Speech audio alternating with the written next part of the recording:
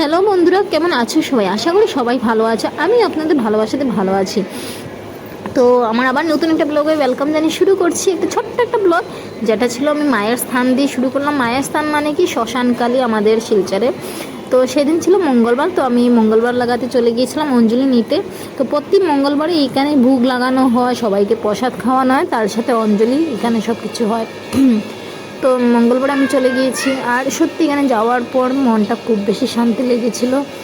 বলে না, মায়ের জায়গাতে গেলে, মায়ের স্থানে গেলে সব টেনশন দূরে চলে যায়। আর আমি সত্যি অনেক টাইম বসেছিলাম, 11টার থেকে ঠিক 4টা অবধি। তারপর তাড়াহুড়ো করে ঘরে চলে আসলাম, যেহেতু তো আমার সেদিনকার ডক্টরের অ্যাপয়েন্টমেন্ট ছিল।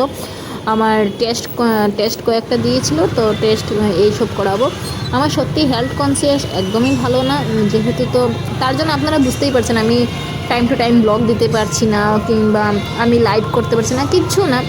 আর আমার চ্যানেলটা সত্যি জানে কিছু ভিউজ এত ভাসছে না, কিচ্ছু না, যেরকম এরমই আছে। এই যে আপনার সাথে কথা বলতে বলতে আমি আমার জায়গাতে চলে আসছি, যেখানে আমি সানগ্লাস করাবো। আর আপনারা আমার ফেস দেখে বুঝতেই পারছেন অনেক শুকিয়ে গিয়েছি, বাট কিছু আর করার নেই, কি আর করবো, সময়ের সাথে সবসময় চলতে হয়। আর এই যে ফাইনালি সানগ্লাস রুমে চলে আসলাম। Thank you.